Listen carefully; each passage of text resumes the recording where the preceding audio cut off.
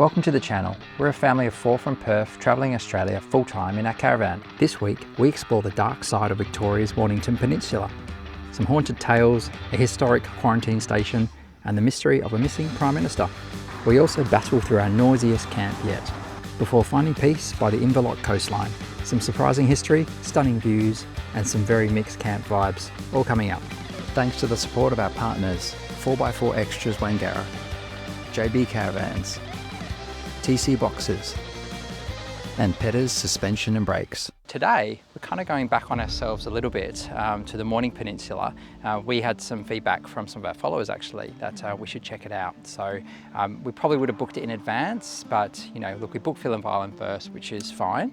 Yeah. So we're kind of going back over the peninsula to Mornington for a few days. Kind of slipped it in, haven't we? Yeah. So we're going back on ourselves, Yeah. but that's okay. At least we're doing it. Get this thing packed up and we'll hit the road. If I'm afraid to fly, all of the tremors that I have inside got me scared. Will you be there? This is pretty. Yeah, so where are we now? Churchill Island. It's pretty cool. It's an island within an island. So yeah, we drove past this on the way in and we just ran out of time yesterday. Keen to grab a coffee actually. Want to see if we can get one here. If the smoke don't clear, could we face out? Hasn't been the smoothest of time, to be honest. We've got a spot and not suitable for our van. So it was in like a pod. So we've been trying to get another spot and the one that we've been given has vehicles in at the moment and we can't get hold of the owners. So we've got a couple of others we're having a look at, but they're right on the road, very busy. You can probably hear behind us. That's the road noise that we've been dealing with the whole time. Not getting great vibes. Certainly not going to be quiet. So I don't know, we're just trying to see if there's any other places that are going to be suitable for us. The one problem here is the layout's not very easy. So the spots aren't clearly defined. You essentially get a junction box with the power meters and numbers on, but very difficult to see the orientation where your site starts and finishes. You're on the main road, you know, like it's not very tranquil. So guys, this is the spot we were supposed to have here, 157. This tiny little spot here. Trying to contact the owners so we can see if it works, but got one other site that we've been given that is possibility.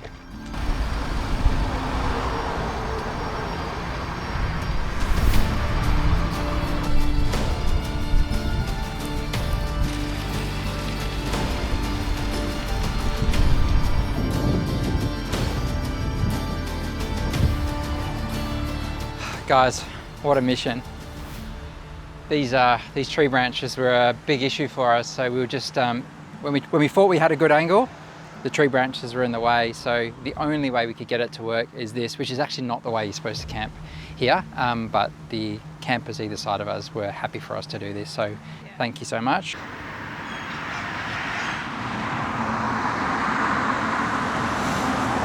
Well, we made it. Just. Yeah, so this is Rye West on the Mornington Peninsula. Yeah, we just, the issue was that we had a spot that we arrived at and it wasn't suitable.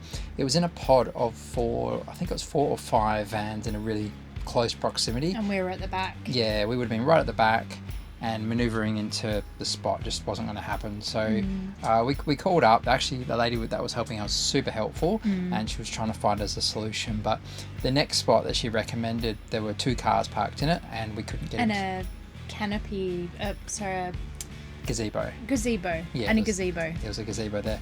So, and it was very, very small. So it would have been really tight to get the van in there anyway. Or were they there? No. No. They disappeared.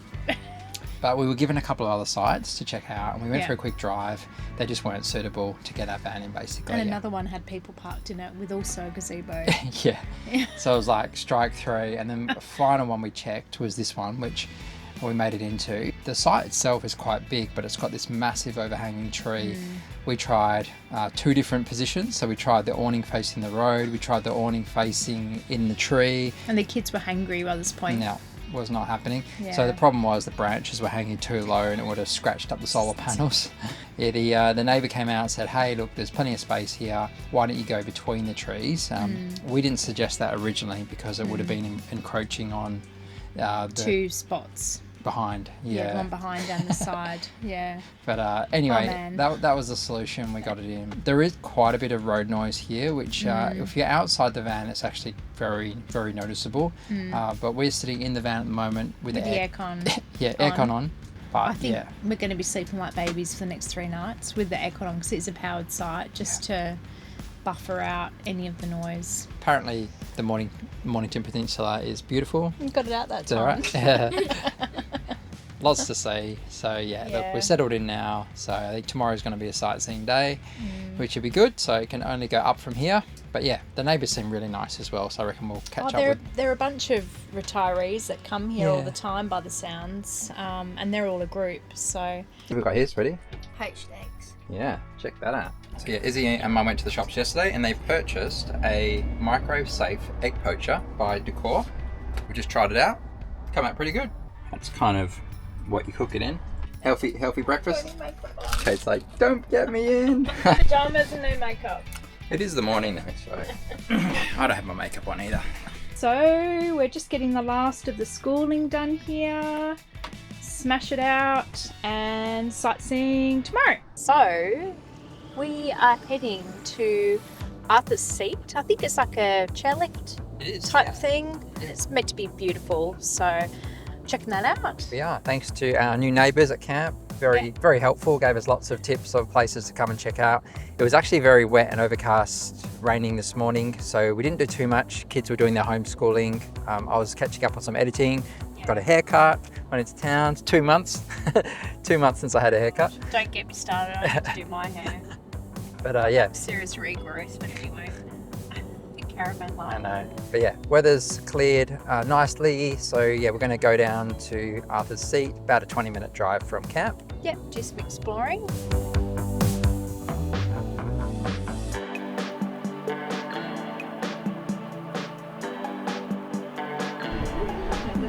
Oh, that's so pretty. Not so good with heights. Look at that, so pretty. So guys, this is Arthur's Seat. We've just got on. It's we've got about an hour to take in the views. We're going to go all the way down, then all the way up again. You can see all the little houses as well, and everyone's backyards. Wow, how are the views See the oval. up here?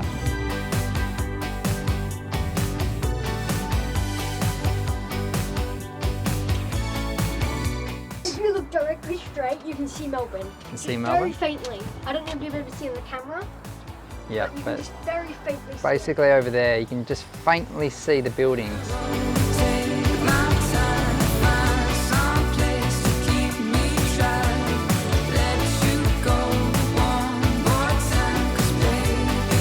That was really cool. Oh, there's Arthur's Seat. We're going to find out who Arthur is. All right, we have Arthur's Seat. So we were just questioning the history. Why is it called Arthur's Seat? And who is Arthur? And who is Arthur? Yes. It's got to be named after someone, right? What did Arthur do? So Lieutenant John Murray named this place after a similar hill in Edinburgh in Scotland, Yes. where he was from. So Yes. that's how the story came to be. Views of Melbourne and Mount Macedon in the distance. And we're just chatting to one of the gentlemen that works here, and he was saying later in the day is actually best to get the Melbourne skyline. So that was quite interesting. And it's late in the day, it's just before 5 p.m. here, and we could see the outline of Melbourne. And in winter, apparently, It's best. is best. Yep. That scares me a bit because the wind was a bit wild and the rocking did not gel well with the fear of heights, but apparently that's the best time to come. Yeah, because you don't get the heat haze. So we're in summer. It's obviously you get that heat haze off the buildings. That was good fun. Yeah. Isn't the cheapest attraction to do? I think it was $89. $89 for a family. Yeah. 2 kids, 2 adults, and that's up to 15, I believe. Some of the stuff we talk about might be a little bit heavy for some of the younger viewers, so just giving you guys a heads up before we jump into that now. Rather you doing this than me. If you don't know yet, I'm doing the quarantine station ghost tour. So, yes. Yeah, something a bit different. Bit woo-woo, yeah, something a bit different. Yeah. Yeah, it's meant to be really cool though, so I'm going to give it a crack. And and Mark's going to stay with the kids because they're too young.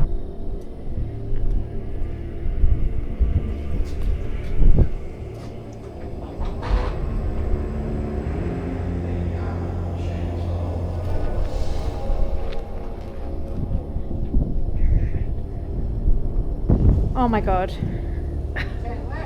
Thanks. I don't like this. I feel really weirded out.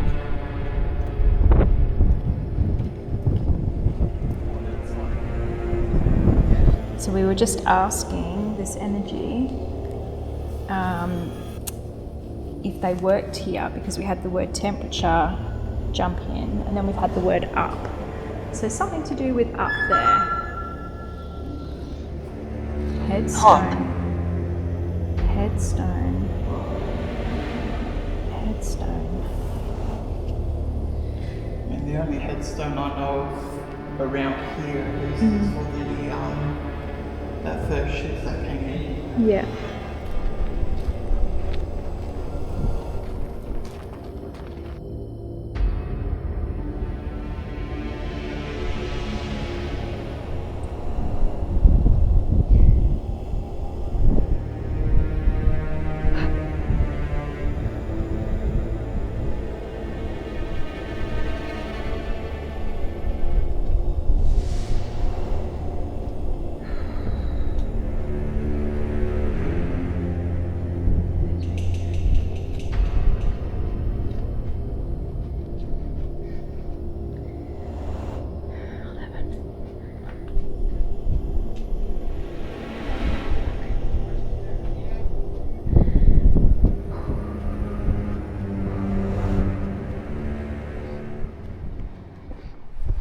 Bit wet and wild out there, folks.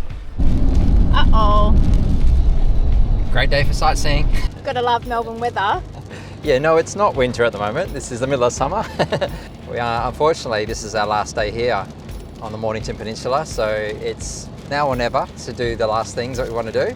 There's a few cool things to check out, but we're just going to have to chance it with the weather and hope that we get a few breaks. We're hoping in typical Melbourne style, we get 4 seasons in a day, and the next season is spring and then summer, and then by the end of the day it'll be nice and Fingers crossed. dry. Oh my gosh. So we're back again in daylight. We are going to explore the Nepean, or Port Nepean National Park. Apparently this was used for World War I and World War II, so there's lots of cool stuff to see. But also as well, I was going to recap on my ghost tour last night. So on the 4th of November, 1852, basically a ship arrived and they had 300 cases of typhus, dysentery and measles on board. So they had to quickly put together a quarantine station basically, and that's how this all began here. People had to stay here until, you know, they got better, obviously, you know, maybe passed. They had to build all these buildings super quick to house all these people. There was up to 5 hospitals, hospital buildings here to, you know, cater for all the people. The station was busiest during World War I, during the Spanish flu epidemic. That was 1918 and 19. And apparently there was almost 12,000 returning World War I soldiers, and they were quarantined here. What's that thing up there in the sky? It's the sun. The sun, and the clouds have gone. This is where the luggage came in to be sorted out when people came here to be quarantined. And there used to actually be a train that came through here and all the luggage came in and through those doors where it would be taken off, opened, sorted, sprayed, cleaned, fumigated. Something we learnt about last night was this table has been moved from its original location from the morgue in here, but this is the original table where the autopsies were performed. Basically anybody that passed here, they had to do an autopsy to find out what they passed from, and basically all the organs came out to study, you know, what they passed of. And this is also, you know, where they drained all the fluids and that sort of thing. A bit gross. And yeah, that was drained out. And this building is also the one where we got the most activity last night. It was a bit crazy.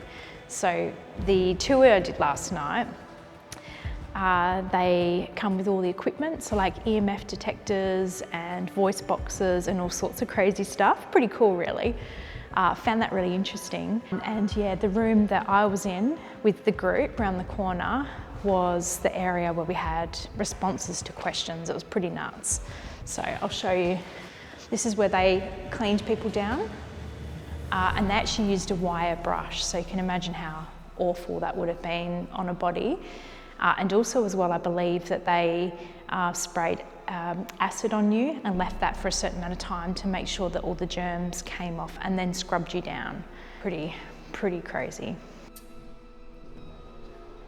This is the room that I was in with another guy, and we were asking questions and we had answers lighting up on the EMF, which was pretty crazy. So they were saying that kids had to get in here and clean all these bits out because they were small enough to access these areas.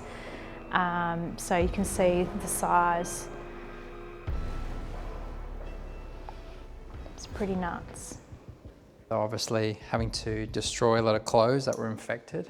To burn infected clothing possessions, yeah, because these people had like seriously contagious diseases back then.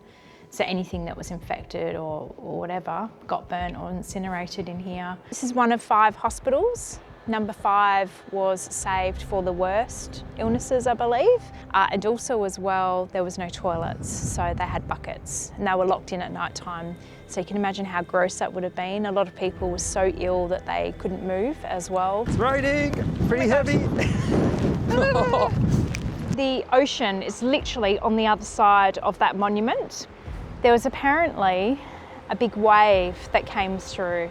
Now, just the backstory, with all the bodies that they had to dispose of, the first thing they started doing was burying bodies.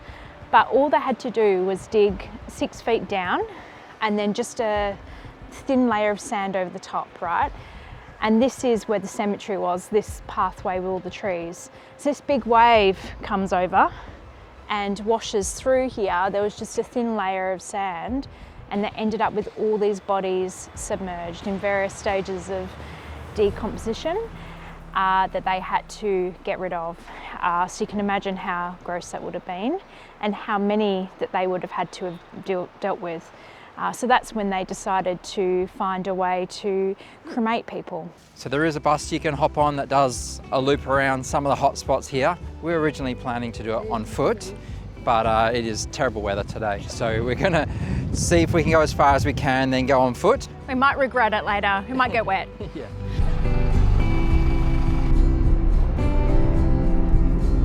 There's a building down there. Beautiful, eh? This is where the spirit of Tasmania comes through, Mark. I'm pretty sure. Right. Comes through here. So that's the Geelong Point. Is like it? where the Queen's Cliff. Oh, wow. Yeah. So check the tunnels. Oh, look at that.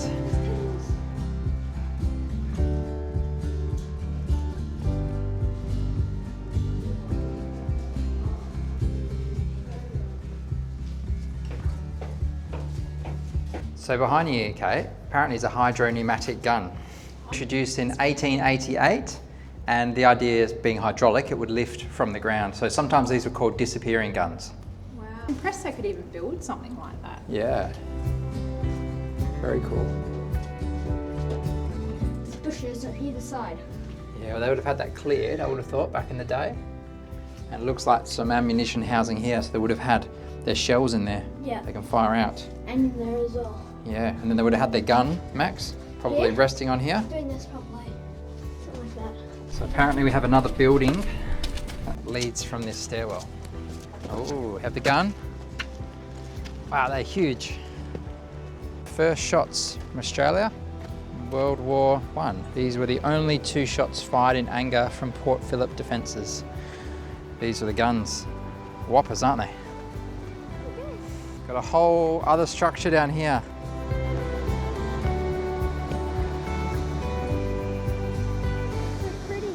So rugged, isn't it? Bit of a history photo, before and after. You can see the staircase is still there, but there was a building here to its right-hand side and also to the left as well. So they've been removed, and there was also a jetty.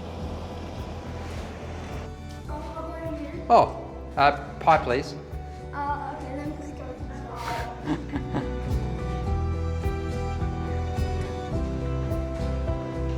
Bit windy. So the walk we're doing now is the rugged coastline nearby the fort, where Prime Minister Harold Holt actually went missing. So there is a memorial here. Just check out the waves though. Windy and rugged. Look at that. You would not want to be in that water. The wind is so strong here, it's pushing us sideways. So this is the memorial of Harold Holt, Prime Minister at the time of Australia.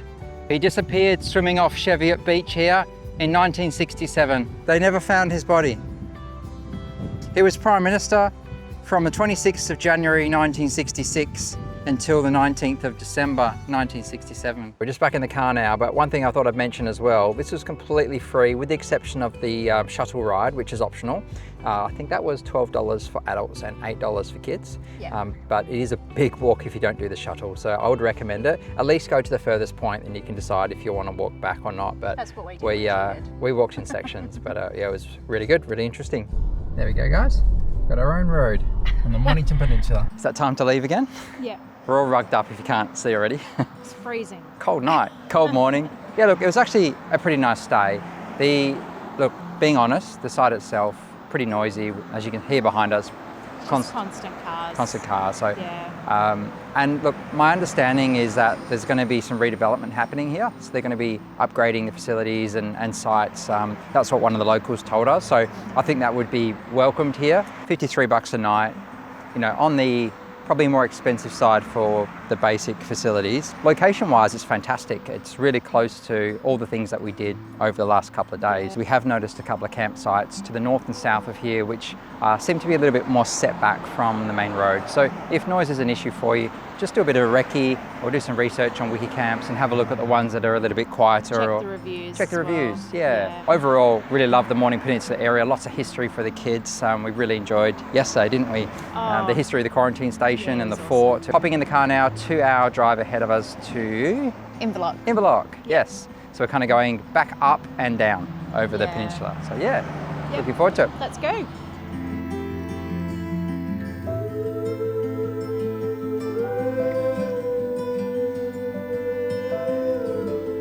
We're in Corumburra, aren't we? Corumburra.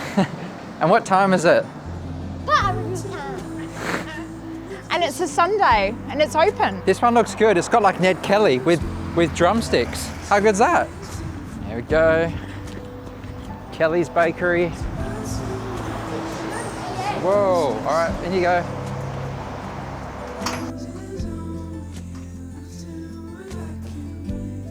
Okay, all right, Kelly's Bakery. What have you ordered today, Max? Curry. A curry pie. Let's have a quick look at the outside. Oh, it looks nice and crispy, doesn't it? Yeah. The bottom isn't actually too hard. It actually feels pretty soft. And the sides, pretty soft as well. The top also feels pretty nice as well. Okay. You've got the same as well. I got the same as well. Mum's got a chili cheese sausage roll and Izzy's got a pepper steak, I think. Oh, the pastry's really good. Pastry's a lot like the one in the last place as well. Is it? Yeah, a lot like it. It all comes up to the meat to see if it gets a 10. Okay. Flavour test. I think it's mince. Yep, mince curry. Yeah, Yep. definitely mince. Another bite. Tastes a bit like that curry Mum makes. Ah, A bit. The mince curry, yep.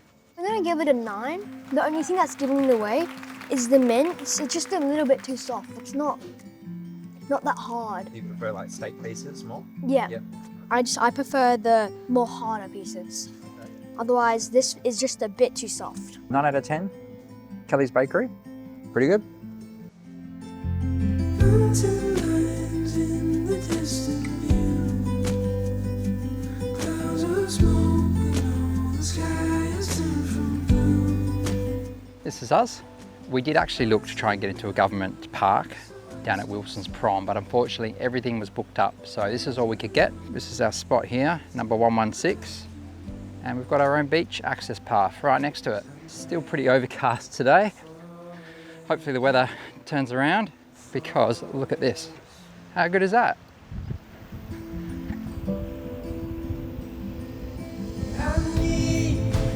We've got some blue skies. Got some nice flattish water. Operation Kayak in action. Look at this water, it's beautiful for kayaking. Well, that's perfect.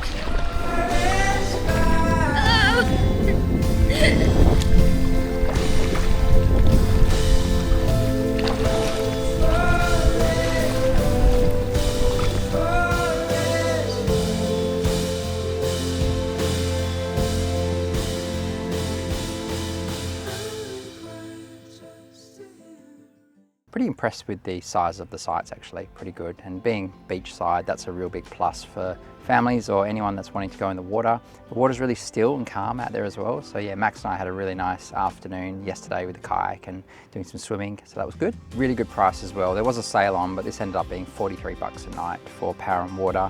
Got some washing done, all that kind of stuff, so that was really handy. So in terms of facilities, there is laundry facilities here. We didn't use it, we've got our own machine, but it's $4 to wash and $4 to dry. The bathrooms are quite new as well, so they were nice to use. There is showers, obviously toilets, that sort of thing. But also as well, throughout the caravan park, there's barbecue facilities, which is quite nice, and shade as well. So if you want to use those, they're available too. Yeah. So seeing the lookout point, yeah, it's still very. What was that? Why have you brought us back to the quarantine station again? What do you mean, like for today? Or are we talking about last night? Oh, sunnies, hang on. How about that? No, what the sunnies? It's gonna look weird, you've got yours on. If the smoke don't clear, could we face our fear? The